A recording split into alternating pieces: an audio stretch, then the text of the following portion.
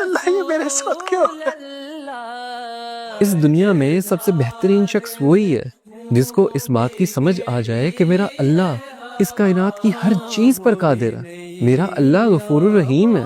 جس انسان کو یہ سمجھ آ گئی وہ انسان اس دنیا اور آخرت میں کامیاب ہے۔ ایک دفعہ آپ صلی اللہ علیہ وسلم کی محفل میں ایک بدو آ گیا۔ اس زمانے میں بدو ان لوگوں کو کہا جاتا تھا جو جاہل تھے۔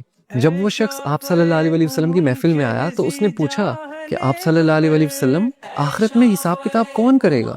تو آپ صلی اللہ علیہ وسلم نے فرمایا کہ آخرت میں تو حساب کتاب اللہ کریں گے۔ تو اس بدو نے دوبارہ پوچھا کہ اللہ کریں گے حساب کتاب؟ آپ صلی اللہ علیہ وسلم نے فرمایا ہاں اللہ کریں گے۔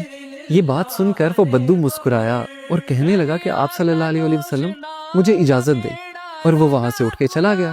اب کچھ صحابہ جو اس محفل میں بیٹھے ہوئے تھے ان کو اس بات کی سمجھ نہیں آئی۔ وہ اٹھے اور انہوں نے اس بدو کا پیچھا کیا اور اس سے جا کے پوچھا تم آپ صلی اللہ علیہ وسلم کی محفل میں آئے ہو، تم نے سوال کیا ہے کہ آخرت میں حساب کتاب کون کرے گا؟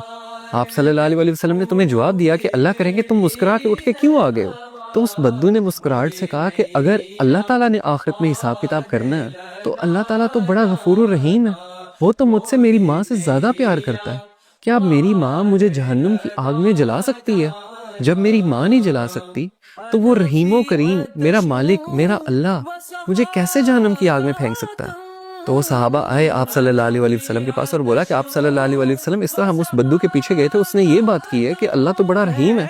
تو آپ صلی اللہ علیہ وسلم نے فرمایا کہ اگر اسے اللہ کی رحیمی پہ اتنا یقین ہے نا تو اللہ کبھی اس کو اپنی رحیمی سے مایوس کر نہیں سکتا، کیونکہ اللہ اپنے بندوں کے لیے بالکل ویسا ہے جیسا اس کا بندہ اس کے لیے گمان کرتا ہے۔ اگر اس کے بندے کو یہ یقین ہے کہ وہ بڑا رحیم ہے تو اللہ تعالیٰ اس کے لیے رحیم ہی ہے، اللہ تعالیٰ اس کو معاف ہی کرے گا۔